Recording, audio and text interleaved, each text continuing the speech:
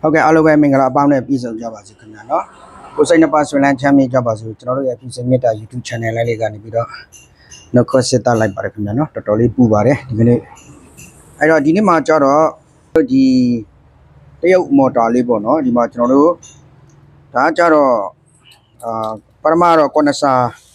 ပြဲသွားပြီးလို့ရှိရင်ကွန်နဆာလဲပြီးတဲ့နောက်ပိုင်းမှာကျွန်တော်မောင်းလို့မရတော့တဲ့အနေထားပါခင်ဗျာနော်ဒါကျတော့ single phase ကျွန်တော်တို့ဒီ3 kW တို့မဟုတ်သူက2 kW ရေးထားလာတော့ကျွန်တော်နှိပ်ပလိုက်မှာတေချာတော့မသိဘူးခင်ဗျာနော်တုတ်ထားတဲ့ capacitor condenser လေးကကြတော့ဒီ start condenser မှာကျွန်တော်တို့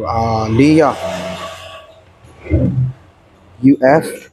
နော်ပြီးလို့ရှိရင်ဟိုမှာကျွန်တော်တို့ဒီ running condenser မှာကြတော့50ဖြစ်ပါတယ်ဒါကြတော့ကျွန်တော်တို့ဒီ ampere မှာဆိုရင်ကျွန်တော် second core ဒသမ6ပေါ့နော်ဒီမှာဆိုရင်ကျွန်တော်တို့ဒီ3 kW လား2 kW လားခွဲချလို့မရအောင်ဖြစ်နေတယ်ပေါ့နော်ဒါကျွန်တော်တို့ကအကယ်၍3 kW ဆိုရင်လည်းကျွန်တော်တို့ဒါ4កောင်လောက်ရှိမယ်ပေါ့နော်ဒီမှာ frequency ချိန်တော့50ပေါ့ဗျာ HP မှာပြောင်းနေပါတယ်နော်220 single phase second ဒသမ6 ampere ပြီးရင်တရုတ်မော်တာလေးပေါ့နော်ဒီမှာအလေးကျယ်လေးဘာညာတာကာပေါ့ဗျာဒီဘက်မှာကျွန်တော်တို့ကြည့်လိုက်မယ်ဆိုရင်မလေးသူက body A လေးကကျတော့လေးတယ်ပေါ့နော်ဒီမှာ soft ဖြစ်ပြီးတော့အနေရလေးပောက်ကွဲမှုဖြစ်သွားတယ်ဘာညာပေါ့ဗျာပြီးသွားလို့ရှိရင်ကျွန်တော်ဒီမှာsoft ဖြစ်သွားပြီးလို့ရှိရင်ဒါမော်တာလောင်သွားပြီပေါ့နော်ဘာညာလဲထားလိုက်ပါတော့အဲ့တော့ကျွန်တော်တို့ကဒီကောင်ကိုပြန်ပတ်မယ်ဆိုရင်ကျွန်တော်တို့ကဒီမှာအစာပိုင်းလေးလာတယ်ကျွန်တော်တို့ရဲ့ညီကိုများတချို့comment မှာရေးထားကြတယ်ပေါ့နော်ကျွန်တော်တို့ဒီအစအနီအဆုံးထိတင်ပြပေးပါဘာညာပေါ့ဗျာအဲ့တော့ဒီကောင်လေးကလောလောဆယ်မှာကျွန်တော်တို့ကပတ်ခွင့်ရမယ်ဆိုရင်တော့အစဆုံးတင်ပေးလို့ရပါတယ်လောလောဆယ်မှာကျွန်တော်တို့ကဒီဝါယာအဟောင်းလေးကိုဖြတ်ပြီးလို့ရှိရင်ကျွန်တော်မတန်းယူတဲ့အနေထားလေးတွေကိုပြမယ်ပေါ့နော်ဒီကားကြတော့ကျွန်တော်ဒီ start point ကိုကျွန်တော်တို့ကဒီနှစ်ခုမြောက်မှာကျွန်တော်တို့ကဖြတ်ထားရပါတယ်နော်ဟောဒီမှာဘလူးကြီးတို့ running တပင် start တပင်ဟာဟဲ့အောင်ရေးကြောင်မှုကြောင့်ဖြစ်အောင်မလုပ်ကြပါနဲ့လို့ဟဲ့အောင်ဒါကတော့သူထောက်ထားတဲ့နီးလေးကတော့တမျိုးပေါ့နော်ကျွန်တော်တို့လည်းမမြင်ဘူးပါခင်ဗျာနော်ဒီမှာ start ဒါကတော့ start point လို့ပြောလို့ရမယ်ဒီကကျွန်တော်ဒီ running point ပုံစံနာကနေလာထွဲထားတဲ့ခါကျတော့ကျွန်တော်နည်းနည်းတော့ရွာလဲသွားတယ်ပေါ့နော်တကယ်တမ်းကျတော့သူကဒီက point ကိုဒီက point စကိုကျွန်တော်ဟိုဘက်ကိုထုတ်ထားတာဖြစ်ပါတယ်ခင်ဗျာနော်အဲ့လိုလေးပဲဖြစ်မယ်ထင်ပါတယ်star ရဲ့ line ရတော့ခွာလို့မရဘူးဒါကျွန်တော်တို့ကဒီ connection 2ပိုးမှာတစ်ဖိမှာကျွန်တော်တို့ဖြတ်ရပါတယ်ခင်ဗျာဥပမာဖြင့်ကျွန်တော်တို့ကဒီမှာ coin လေးတွေကိုကျွန်တော်တို့ကြည့်မယ်ပေါ့နော်ကြည့်မယ်ဆိုရင်ကျွန်တော်တို့ဒီမှာတပိုးနော်နှစ်ပိုးသုံးပိုးလေးပိုးဆိုပြီးတော့4ပိုးနော်လေးပိုးလေးရှိပါတယ်ခင်ဗျာနော်ဒီမှာတပိုးနှစ်ပိုးလေးပိုးအဲ့ဒါဆိုရင်ကျွန်တော်တို့ကပန်းလိုက်လို့ဆိုရင်တပိုးနှစ်ပိုးမြောက်မှာတစားထွက်လာမယ်ဒီကတော့တတိယစတုတ်ထပြီးလို့ရှိရင်ဒီမှာတစားနှစ်ခုမှာ coin နှစ်ခုမှာကျွန်တော်တစားထွက်လာမယ်တစားထွက်လာမယ်ဟိုဘက်မှာလည်းပဲ star coin ကနှစ်စားသွားမယ်ဒါကတော့ star coin ပေါ့နော်ဒီအစိမ်းမှာရှိတဲ့ဟာကိုကျွန်တော်တို့က star coin ခေါ်ပြီးတော့ဒီအနောက်မှာရှိတဲ့ coin လေးကိုကျွန်တော် running coin လို့ခေါ်ပါတယ်star coin မှာကျွန်တော်တို့အခန်းလေးကိုကြည့်မယ်ဆိုရင်ဒီကနေကျွန်တော်တို့စရည်မယ်ပေါ့နော်1 2 3 4 5 6 9 10 9ဒါဆိုရင်ကျွန်တော်တို့ကဒီမှာအပြင်က6တွေးပြီဆိုရင်ကျွန်တော်တို့က6မှာနှစ်ပြန်နှုတ်လိုက်ပေါ့နော်6ခေါ်5ဒါဆိုရင်ကျွန်တော်တို့ကဒီမှာကြည့်လို့ရှိရင်5ခေါ်9 5ပြီးရင်သူကနှစ်ခုတိုးလာမယ်ခေါ်ဖြစ်သွားမယ်ခေါ်နှစ်ခုတိုးရင်6ဖြစ်သွားမယ်ပေါ့ဒီမှာပြန်ကြည့်ကြည့်မယ်နော်1 2 3 4 5 6ခေါ်10 9ဒါဆိုရင်ကျွန်တော်တို့က6ပြီးရင်နှစ်နှုတ်ခေါ်နှစ်နှုတ်9ဒါဆိုရင်9ခေါ်9လို့ပြောရတယ်လို့9ခေါ်9လည်းပြောရပါတယ်ကျွန်တော် quite ထားတဲ့အခါမှာ9ကစတဲ့အတွက်ကျွန်တော်တို့က9ခေါ်9လို့ပြောပါတယ်ဒီမှာကျတော့ကျွန်တော်တို့ကဒီ3ခု4ခုဖြစ်ဖို့များပါတယ်เนาะအဲ့ဒါဆိုရင်ကျွန်တော်ပြန်ကြည့်အောင်ခါကြရင်လည်းကျွန်တော်တို့ကဒီ quite မှာထိုင်လည်းထားတယ်ဒီမှာမထားတဲ့အတွက်3ခု4ခုပါခင်ဗျာเนาะဒါဆိုရင်ကျွန်တော်ဒီမှာကြည့်မှဆိုရင်1 2 3 4 5 6ခေါ်10 9 10ဒါကကျတော့ running coin ကိုပြတာเนาะပြီးတော့မှကျွန်တော်ပြန်ဆွေးနေမယ်1 2 3 4 5 6ခေါ်10ဒါဆိုရင်ကျွန်တော်တို့ကဒီမှာတကယ်ဆိုရင်ကျွန်တော်တို့ကဒီ10ကိုခွာပြီးလို့ရှိရင်ကျွန်တော်တို့ကဒီက coin တဝက်ပေါ့ဥပမာဒီမှာ20စီးလို့ရှိရင်ကျွန်တော်တို့ကဒီက10ဟိုဘက်က10ဒီလို10မှာထမ်းလိုက်ရတယ်အခုလိုမျိုး3 coin 4 coin သွားလိုက်ရတယ်ဒီမှာကျတော့10 10ဟုတ်ပါဘူး6 4ဆိုတော့ဒီမှာ4 6 10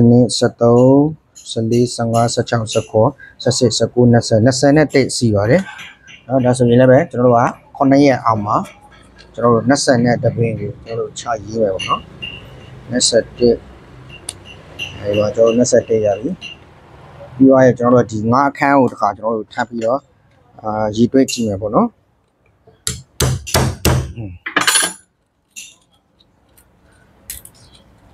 နောက်ခါမှာဆိုရင်1 2 3 4 5 6 10ပင်ပဲစီးပါတယ်ခင်ဗျာနော်ဒီဒါဆိုရင်ကျွန်တော်တို့ကရေးထည့်လိုက်မယ်ရေးထည့်လိုက်မယ်ကျွန်တော်ဒီမှာ10ပင်ပဲဒါဆိုရင်9အခန်းအောက်မှာကျွန်တော်ရှင်းရမယ်9ရက်အခန်းအောက်မှာကျွန်တော်20နဲ့တပင်ဘာလို့စောင့်ပြောလဲ9အခန်းမှာကျွန်တော်ရှင်းပေးရမယ်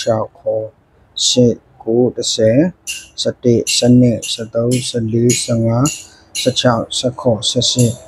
17 18 19 20 21 22 23 24 25 26 27 28 29 30 31 32 33 34 35 36 39 38 39 40 41 42 43 44 45 46 47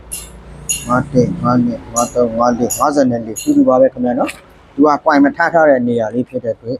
54ကတူနေပါတယ်ခင်ဗျာနော်โอเคကြသွားပြီးရင်ကျွန်တော်တို့ဒီမှာနောက်ထပ်6အခန်းမှာထပ်ပြီးတော့ရည်တွက်ကြည့်အောင်မယ်ပေါ့နော်6အခန်းလောက် point လေးဖြတ်ပြီးရင်မှတ်တယ်မယ်โอเคညကျွန်တော်တို့ရည်မယ်ပေါ့နော်1 2 3 4 5 6 10 9 10 11 12 13 14 15 16 17 18 19 20 21 22 23 24 25 26 27 28 29 30 31 32 33 34 35 36ဒါဆိုရင်ကျွန်တော်ဒီ6ရက်ခန်းမှာ36ဆိုပြီးတော့ရေးပေးရမယ်เนาะဒါက start point ဒါက running point ပေါ့เนาะအဲ့လိုမျိုးနောက်ဆုံးအနေနဲ့ကျွန်တော်တို့ဒီလေးခန်းလေးတစ်ခုပဲကြာပြီပေါ့เนาะ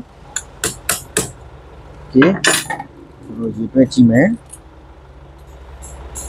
1 2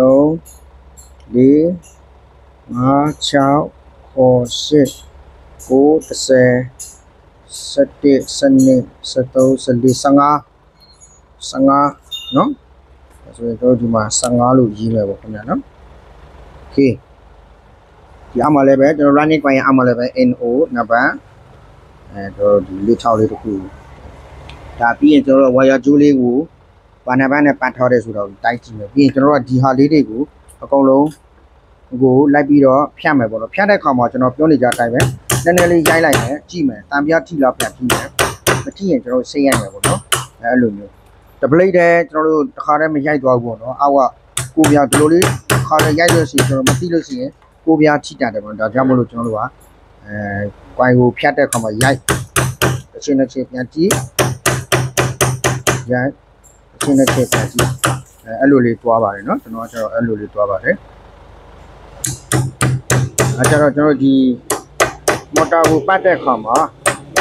မော်တာရဲ့ဒီ start coil running coil ဒီအခန်းလေးတွေကိုကျွန်တော်ကရေးတွေ့တယ်ပြီးလို့ရှိရင်ဒီအခန်းထဲမှာကလောမြောက်ထဲမှာထည့်ထားတဲ့ကျွန်တော်ဒီ wire ကျိုးလေးတွေကိုကျွန်တော်ကရေးတွေ့ပြီးတော့မှတ်တမ်းယူထားရမယ်ပေါ့နော်ပြန်ပြီးတော့ပတ်တဲ့ခါမှာကျွန်တော်တို့ကဒီမှတ်တမ်းယူထားတဲ့ original အတိုင်းကိုပြန်ပတ်တယ်ပေါ့နော်ဘယ်သူကိုမှသွားပြီးတော့မင်းနေစရာမလိုပါဘူးခင်ဗျာနော်ကျွန်တော်တို့က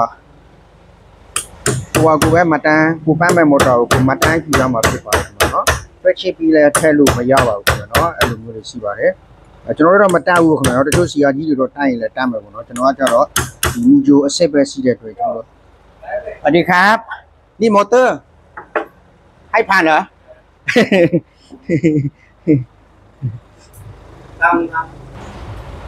ဒါဆိုရင်ကျွန်တော်ဒီမှာရှိတဲ့ဝါယာတွေအကုန်လုံးကိုကျွန်တော်တို့ကဖြတ်ရမယ်ပေါ့နော်ဝါယာဒွေးလေးတွေကိုကျွန်တော်ဖြတ်ပေးမယ်ပြီးရင်ကျွန်တော်တို့ကဒီပြန်ပြင်တာလို့ဘာလို့အနေငယ်ဟိုကိုဆရာကြီးတွေကြတော့တွေ့ပြီးတော့ပိုင်လဲရမယ်ပေါ့နော်ကျွန်တော်ကကြတော့မရပါဘူးခင်ဗျာနော်ဒီ original အတိုင်းလေးတွေကိုပဲသူ့ရဲ့ဝါယာဂျိုတိုင်းဒါချတော့ကျွန်တော်တို့တခြားတနေရာမှာပတ်လာပြီးပြီပေါ့နော်ဒါ original မော်တာတော့မဟုတ်ပါဘူးเนาะဒါပေမဲ့တခြားပတ်တဲ့လူကလည်းပဲဝါယာလေးပြောင်းလိုက်တာလို့အပင်ကြီးတွေပြောင်းလိုက်တာလို့ပဲဖြစ်ကောင်းဖြစ်နိုင်ပါတယ်เนาะကျွန်တော်တို့ကဒီမော်တာမြင်းအကောင်ကြီးပေါ့เนาะသူ့ရဲ့ဟောက်ပါဝါเนาะသူရင်လဲကျွန်တော်တို့ကဒီအပင်ကြီးလေးတွေတိုက်ခတ်လို့မရဘူးပေါ့ခင်ဗျာဒါခံမှန်းပြီးတော့လောက်ရလို့ရှိရင်လည်းဒါအင်ပီယာစားတာလို့ဘာလို့တော့ဖြစ်သွားနိုင်ပါတယ်เนาะအဲ့ဒါကတည်းကအခက်ခဲဖြစ်တဲ့သူများကျတော့ကျွန်တော်တို့ကတော့ကူညီဖူးရတယ်ကျွန်တော်တို့ကလည်းတွေ့ပြီးတော့ပေးတာမဟုတ်ပါဘူးခင်ဗျာเนาะကျွန်တော်ခံမှန်းပြီးတော့ပေးတာပါဘာနောက်တစ်ချက်ကကျွန်တော်တို့ကဒီမော်တာထဲမှာရှိတဲ့ဒီတန်မြောင်းရဲ့အဝအကျဉ်းအကျဲတွေဟာတစ်လုံးနဲ့တစ်လုံးမတူဘူးပေါ့ခင်ဗျာเนาะမြင်းအကောင်ကြီးတကောင်ချင်းတူတော်များလည်းပဲမြောင်းအကျဉ်းအကျဲပြီးလို့ရှိရင်အိအစီစလော့ရဲ့အတူအစီအဝရဲ့အကျဉ်းအကျဲဒါလေးတွေကတော့ကွာတယ်အဲ့ဒါဆိုရင်ကျွန်တော်တို့ကဒီတကောင်ချင်းတူတော်ညာလည်းပဲကျွန်တော်တို့ကရန်တမ်းပြီးဆောက်လိုက်ထဲလို့မရပါဘူးခင်ဗျာเนาะသူ့ရဲ့ဒီစလောမြောင်းထဲမှာသူကဝါယာရဲ့ကျွန်တော်တို့ကဒီကနေ့ကျတော့ကျွန်တော်တို့ဒီဝါယာမှာသူ့ရဲ့အလုံးပိုက်ပေါ့နော်ဒီဝါယာရဲ့အလုံးပိုက်လေးရှိတယ်ဆိုတော့သူတို့ကတွဲလာပြီးသားဒီ original motor ဒီမြောင်းထဲမှာဒီအလုံးပိုက်အရွယ်စားလေးဒီအပင်50ဆိုလဲ50ပေါ့နော်အဲ့တော့ကျွန်တော်တို့ကဒီထက်အလုံးပိုက်ကြီးတဲ့ဟာနဲ့လာပြီးတော့50ထဲမယ်လို့လာလုပ်လို့ရှိရင်ဒါမရဘူးပေါ့ခင်ဗျာနော်ငယ်တဲ့ဝါယာကျိုးလေးနဲ့ဒီသူ့ရဲ့ဥပမာဒီမှာပေါ့ကျွန်တော်တို့ဒါဝါယာကျိုး21ပဲထားလိုက်ပါတော့ဒါကျွန်တော်တို့ကဝါယာကျိုး20ဆိုရင်စိုက်နဲ့ကြီးတယ်ပေါ့လက်ထဲလို့ရှိရင်မရဘူးထဲလို့မဆန့်ဘူးငယ်ငယ်လေးနဲ့ထဲပြန်ရင်လည်းသူကခြောင်သွားတယ်ဒီက21ဆိုရင်ကျွန်တော်က20နဲ့ထဲလို့မရဘူး21ဆိုရင်လည်းကျွန်တော်ကဒီ20နဲ့ထဲလို့မရဘူးသူရဲ့တဝင်းလောက်กว่าရင်တော့ကိစ္စမရှိဘူးခင်ဗျာနော်20ကိုကျွန်တော်က20ခွဲတို့အဲ့လိုမျိုးဆိုတော့ဒါပေမဲ့ APR တွေကအပြောင်းလဲဖြစ်သွားမယ်မော်တာရဲ့အပူချိန်လေးတွေအပြောင်းလဲဖြစ်သွားမယ်ပေါ့နော်အဲ့လိုမျိုးတွေရှိပါတယ်ဒါကြောင့်မလို့ကျွန်တော်တို့ကအဓိကကြတော့မော်တာပတ်မယ်ဆိုရင်တော့ကျွန်တော်တို့ဒီစပြီးတော့လေးလာတဲ့ညီကိုများကြတော့မတီးဘူးဆိုရင်လည်းပဲကျွန်တော်တို့ကဒီဝါယာကျိုးလေးနဲ့ရမ်းပြီးတော့မပတ်ဘူးပေါ့နော်ပတ်မယ်ဆိုရင်လည်းပဲမော်တာကိုသူ့ရဲ့ original ရဲ့ဝါယာကျိုးဆိုင်နဲ့သူ့ရဲ့ original ဝါယာကျိုးအပင်အရေးအတွက်ကိုပဲကျွန်တော်တို့ကပြန်လဲပြီးတော့မတန်းယူပြီးလို့ရှိရင်ပြတ်ထက်ပေးရတယ်ပေါ့နော်အဲ့လိုမျိုးပေါ့ကျွန်တော်လည်းပဲဒီကြောက်စာကိုကျွန်တော်တို့က၄တန်းလောက်မအောင်ပါဘူးခင်ဗျာနော်ကျွန်တော်ပြောနေကြပါပဲအဲ့တော့ခုလိုမျိုးတွဲချစ်တာလို့အင်္ဂလိပ်လိုတွဲတာလို့ဘာညာတွေအင်္ဂလိပ်စာရဲ့အခေါ်အဝေါ်တွေဒီပါဝါလေးတွေ PW တွေ I တို့ P တို့ V တို့ဘာလို့ကျွန်တော်တို့ကမြောက်စားဘာညာမတက်ဘူးပေါ့ဗျာနော်အဲ့ဒါလေးတစ်ချစ်တော့ နင်နာပါတယ်ဒါပေမဲ့အတွေ့အကြုံပဲရှိပါတယ်ခင်ဗျာနော်ကျွန်တော်တို့ပတ်တယ်ဆိုတာလည်းပဲဒီ original motor ကိုပဲပြန်ဖြုတ်ပြီးတော့ original wire နဲ့ပဲကျွန်တော်တို့ကပတ်သွားရတာဖြစ်ပါတယ်ခဏလေးပါနော်ဒီမှာကျွန်တော်တမျိုးဖြစ်နေစိတ်ထဲမှာမတိုးမတန့်ကြီးနေတယ်ဒီမှာ running coin တစ်ပင်နဲ့ star ကိုတစ်ပင်ပဲထုတ်လာပြီးတော့လူတွေပတ်ထားလဲတော့မသိဘူးပေါ့နော်တကယ်တမ်းကျတော့ဒီကာကဒီမှာဒီအပင်အကြီးတစ်ပင်အသေးတစ်ပင်ဒီဘက်ကိုထုတ်ထားတယ်ဒါမှမဟုတ်ရင်သူကမော်တာမေးပြီးလို့ရှိရင်ဒီကာကိုတန်းစီပန်းလိုက်ပြီးကမှမေးခဲ့လို့ဝါယာကျိုးတစ်ပင်နဲ့ညောင်းထဲကိုထည့်ပြီးတော့ဟိုဘက်ဒီဘက်ထုတ်ထားတာဖြစ်နိုင်ပါတယ်တကယ်တမ်းကျတော့ကျွန်တော်တို့ကဒီသူ့ရဲ့စတာကွိုင်ကိုပေါ့နော်ကျွန်တော်တို့ကစတာကွိုင်ကိုကျွန်တော်တို့ဒီမှာအမှုအဖြစ်စောနာပြောတဲ့9ခေါ်9ပေါ့နော်9ရယ်ခေါ်ရယ်9ရယ်3ခုဒါအတွင်းကနေစတယ်ပေါ့နော်3ခုပြီးရင်9ခေါ်9 3ခုအဲ့ဒါဆိုရင်ကျွန်တော်တို့ကဒီမှာဒီဝလိုလာတယ်ပြီးရင်တို့အတွင်းဝင်ပြီးလို့ရှိရင်ဒီဘက်ကပြန်ထွက်လာတယ်ဒီမှာတစ်ဖက်ဖြတ်လိုက်တယ်ပေါ့နော်ဒီနှစ်ခုပတ်ပြီးရင်ဖြတ်တယ်ပြီးရင်9ခေါ်9ဒီကအစရစဒီမှာဒါ1ပို2ပို3ပိုဒါဆိုရင်ကျွန်တော်တို့က1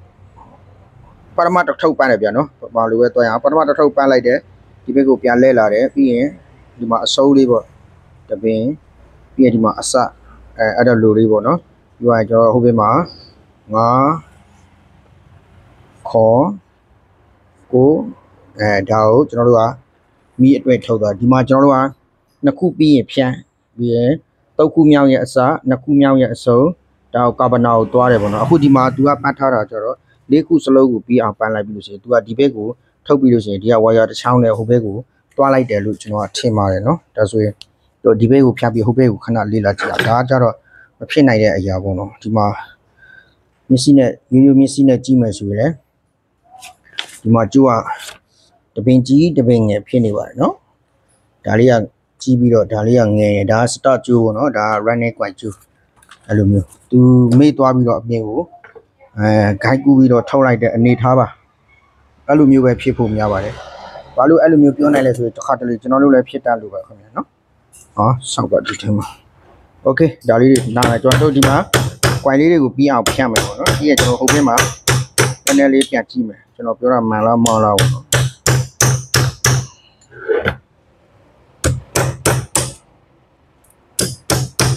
ဒါကျွန်တော်ပြီးမြအောင်တဝိုက်လုံးကိုကျွန်တော်ဖြတ်လိုက်မယ်ပေါ့နော်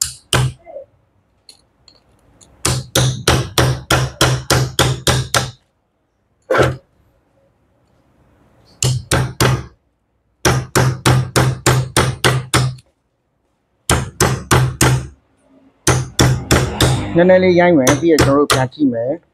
တံပြားထိသွားလားပေါ့နော်ကိုပြားမို့ကျွန်တော်ဖြတ်လိုက်ပြီလားမဖြတ်ဘူးဆိုရင်ကျွန်တော်ကစစ်ပြီးဖြတ်မယ်တော့ right ကြီးကျွန်တော်မဖြတ်နဲ့ပေါ့နော်ကျွန်တော်ကဒီပထမဘိုင်းမှာဆိုရင်ကျွန်တော်မကျွမ်းကျင်လို့ရှိရင်ဒါစောက်ပြတဲ့အခါမှာကျွန်တော်တို့ကဒီဟာလေးကိုအိတ်ချတာရထောင်တင်တာရအဲ့ဒါလေးဒီမှာကွာတယ်ပေါ့နော်အဲ့လိုမျိုးကွာသွားလို့ရှိရင်ဒါတံပြားကိုဖြတ်ပေးတာတွေကိုပြားကိုဖြတ်လိုက်တာတွေပေါ့ဖြစ်တတ်တယ်ပေါ့နော်အဲ့လိုမျိုးโอเคဒါဆိုရင်ကျွန်တော်ဒီပချမ်းကပြီးပြီဝါရတွေအကုန်လုံးကျွန်တော်ဖြန့်လိုက်ပြီပေါ့နော်ပြီးပါရင်ကျွန်တော်ဒီမှာကျွန်တော်လောက်ဝတံပြားမထိဘူးပေါ့နော်အဲ့လိုလေးဒီမှာတံပြားမထိဘူးဒီဒါလေးကျွန်တော်တို့မောင်းချမယ်မောင်းချပြီးသွားလို့ရှိရင်ကျွန်တော်တို့ဒီစောနာပြောခဲ့သလိုပဲဒီဘက်မှာစတာကွိုင်ကျိုးတစ်ပင်ရှိမယ်တကယ်ဆိုရင်ကျွန်တော်ဒီဘက်ကိုစတာကျိုးနှစ်ပင်လုံးထွင်းလာရမှာဖြစ်ပါတယ်ခင်ဗျာနော်သူရဲ့ဘလို့အကွင်းနေပေါ့နော်ဒီမှာ star ရဲ့ line ရဲ့ပေါ့နော်ကျွန်တော်တို့ဒါလေးကိုခွဲကြည့်ရအောင်အဲ့မှာ star ဒ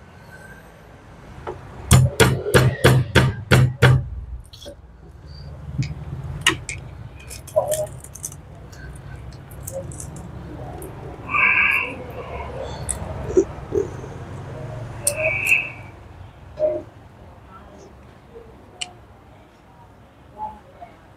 အဲ့ဒါ running coin ဒါလည်း running coin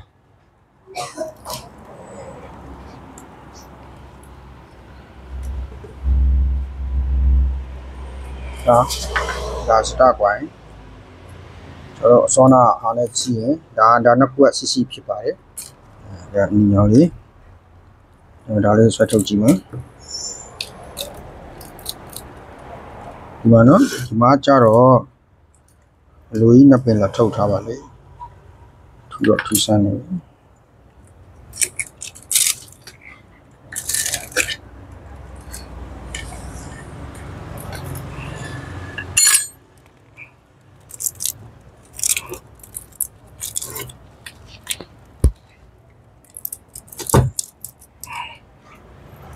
ဒါသူ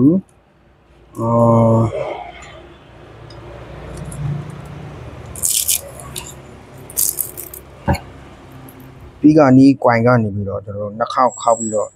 ထုတ်ထားတယ်ပြီးရဟိုဘက်ကိုတပင်သွားတယ်ဒီမှာကိုမီးလက်ဝင်လိုက်တယ်ပြီးရင်ကာဗနာအတွက်တပင်ထုတ်ထားတာရှိရမယ်ပေါ့နော်အဲ့ဒါကိုကြတော့သူက running coin ကနေပြီးတော့လာပြီးတော့လှုပ်ထားတယ်ပေါ့နော်ကျွန်တော်ဒါလေးကိုနည်းနည်းကလော့ကြည့်မယ်တော်လေးရောဇရာရှုပ်တယ်ပေါ့နော်ဘလို့အကွက်တွေနဲ့ပတ်ထားတယ်ပေါ့ပြီးတော့ထူးဆန်းနေပြီရအစားတော့ပဲ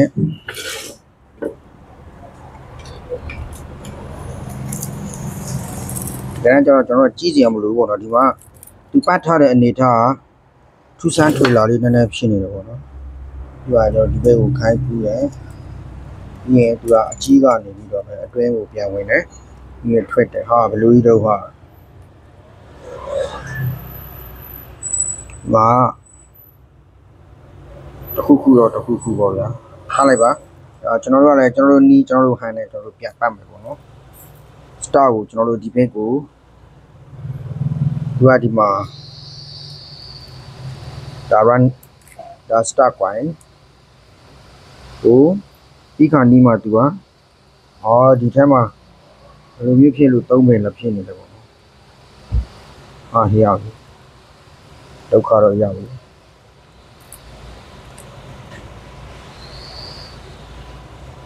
ဒီမှာဖြစ်မယ်ဒီကောင်ကိုသူကတက်တိတန့်ထည့်ထားတာဖြစ်မယ်ကျွန်တော်ဆိုးရ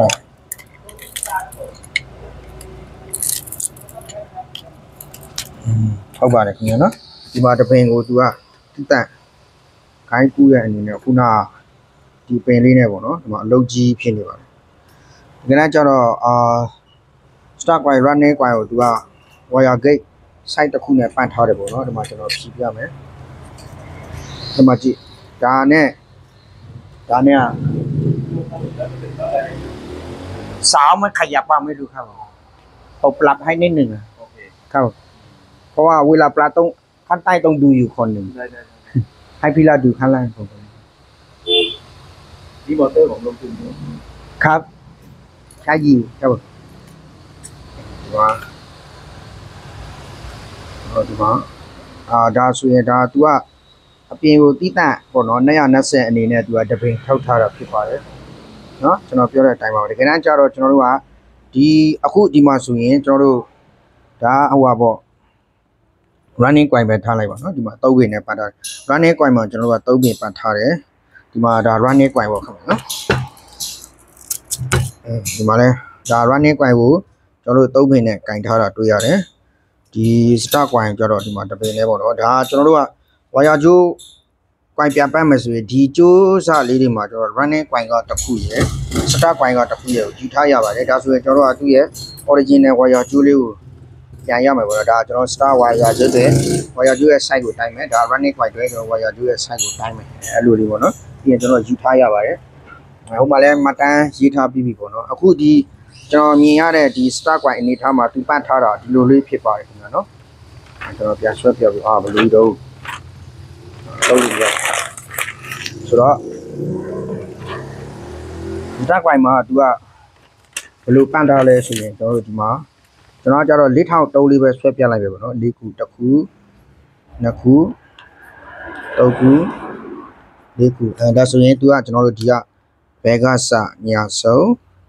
ပြီးရင်ကျွန်တော်အနေထားပေါ့နော်ညာကစဘယ်ပြန်ဆုံးဘယ်ကပြန်စညာဆုံးညာကစဘယ်ပြန်ဆုံးသူကအဲ့လိုလေးပတ်လိုက်တယ်ဒါဆိုရင်ကျွန်တော်ကဒီ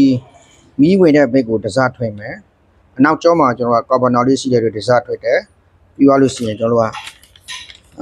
ကျွန်တော်အနေထားပေါ့နော်ထင်ဒီမှာပတ်ထားတဲ့အနေထားလေးဒီလိုလေးလာထားတယ်ပြီးရင်ကျွန်တော်ဒီမှာကာဗနာခလုတ်လေးတစ်ခု STB ပေါ့နော်ကျွန်တော်ခလုတ်လေးတစ်ခုထားတယ်ဒီခလုတ်ကထွက်လာတဲ့ကျိုးတစ်ပင်ကိုဟိုဘက်ကိုပြန်ထုတ်ပြီးလို့ရှိရင်ဒီမှာကျွန်တော်220နဲ့လည်းကစားပြီးလို့ရှိရင်ဒီဘက်မှာဒါကကြတော့ကျွန်တော်တို့ဒီဘက်မှာကြတော့ running condenser နော် running condenser တကား50မီကိုခဏလေးပါနော်ပြီးရင်ကျွန်တော်ဒီကကြတော့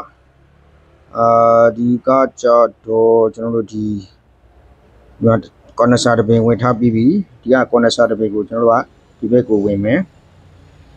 မဟုတ်ပါဘူးကျွန်တော်တို့ဒီ start condenser အပြင်ကလာတယ်ပေါ့နော် start condenser တစ်ပင်ဝင်မယ်ပြီးရင်ဒီ3ပင်ကိုကြတော့ပေါင်းထားမယ်ကာဗနာကိုကြတော့ကျွန်တော်တို့က condenser တစ်စဝင်မယ်ဒါဆိုရင်ကာဗနာအလုပ်လုပ်လိုက်ဆိုရင် start ကိုဖြုတ်ပြီးလို့ရှိရင်running condenser ကြတော့အမြဲတမ်းပါဝင်ပတ်သိနေမယ်ပေါ့နော်ဒါသူရဲ့နီးကျွန်တော်ရဲ့နီးကြတော့အဲ့လိုမဟုတ်တော့ပြန်ဘူးတစ်ခု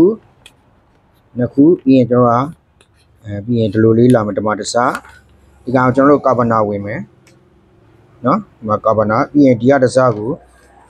ကာဗနာပြဒါ start coin เนาะကျွန်တော်က start coin နှစ်ခုပြီးရင်ဖြတ်မယ်ပြီးရင်ကျွန်တော်ဒီဘက်မှာဒီကထွင်မယ်ဒီကကတော့ guide ကူပေါ့နော်အဲ့လိုလေးကျွန်တော်တို့ကကြတော့အဲ့လိုလေးเนาะဒါ start ဒီမှာဖြတ်မယ်ဒီနှစ်ခုစလုံးကြတော့ကျွန်တော်ကကာဗနာမဝင်ဘူးပေါ့နော်ဒါကျွန်တော်တို့ကဒီမှာပေါင်းမယ်ဒီ condenser နှလုံးရှိတဲ့နေရာမှာ start condenser တစ်စကဒီကိုဝင်မယ်ဒီကထွက်လာတဲ့ condenser တစ်စကကျွန်တော်ဒီက start coin နဲ့ပေါင်းမယ်ပြီးရင်ဒီမှာကျွန်တော် running condenser လေးတစ်လုံးပေါင်းပြီးလို့ရှိရင်ဒီကတစ်စကိုကျွန်တော်တို့ဟိုဘက်ကိုပြန်သွားမယ်ပေါ့နော်အဲ့လိုမျိုးဒီမှာ start နဲ့ပြန်ကြတော့ဟိုဘက်ကိုသွားတာအဲ့လိုမျိုးလေးဖြစ်ပါတယ်เนาะဒီမှာကျွန်တော်ဆွဲတာမားရတယ်မားနေမယ်ပေါ့အဲ့တော့ကျွန်တော်တို့ကကြတော့ start coin ကိုနှစ်ခုဖြတ်တယ်ပေါ့နော်အဲ့လိုလေးဒါဆိုရင်ကျွန်တော်ဒီမှာအရေးတွေ့လေးရကြတော့ဒီမှာမြင်တဲ့အတိုင်းပဲဒါကျွန်တော်ကျိုးဂိတ်မတိုင်းပေးရသေးဘူးကျိုးဂိတ်ပြီးတိုင်းမြင်ပြန်ပြမယ်ပေါ့နော်ဒါဆိုရင်ကျွန်တော်ဒီ coin လေးတွေကိုဖြုတ်မယ်နော်โอเคဒါဆိုရင်ကျွန်တော်တို့ကဒီနောက်ထပ်ဗီဒီယိုတစ်ဖိုင်မှာပဲကျွန်တော်တို့ပြန်ဆုံမယ်လေနော်ဒီ coin လေးတွေဖြုတ်တာကြတော့ကျွန်တော်တို့တော်တိုင်ရိုးရိုးလူတွေလည်းလုပ်လို့ရတယ်ပေါ့နော်အဲ့တော့ coin ဖြုတ်တဲ့ဟာလေးကျွန်တော်မပြဘူးတကယ်တရားဆိုရင်အားလုံးပဲဆွေးလန်းချမ်းမြေကြပါစေခင်ဗျာနော်ကြည့်စုအပ်ပေးနေတဲ့ညီကိုများအားလုံးကိုတူအချင်းစီကိုကျေးဇူးတင်ပါတယ်ကျွန်တော်ရဲ့ YouTube channel လေးကိုကျွန်တော် subscribe မပြုလို့ရသေးလဲ subscribe ပြုလုပ်ပေးပါပြီးလို့ရှိရင်ခေါင်းလောင်းလေးနှိပ်ထားပါဘာညာဘောသူများပြောနေတဲ့အတိုင်းပါခင်ဗျာနော်အဲ့တော့ကြော်ညာလေးတွေဝင်ရင်လည်းခဏလောက်စောင့်ကြည့်ပေးပါလို့မေတ္တာရက်ခံချင်ပါတယ်ဒါဆိုရင်ကျွန်တော်ရဲ့ဗီဒီယိုဖိုင်ကိုဒီမှာရန်နာခွဲပြပါခင်ဗျာနော်အားလုံးကိုအထူးပဲကျေးဇူးတင်ပါတယ်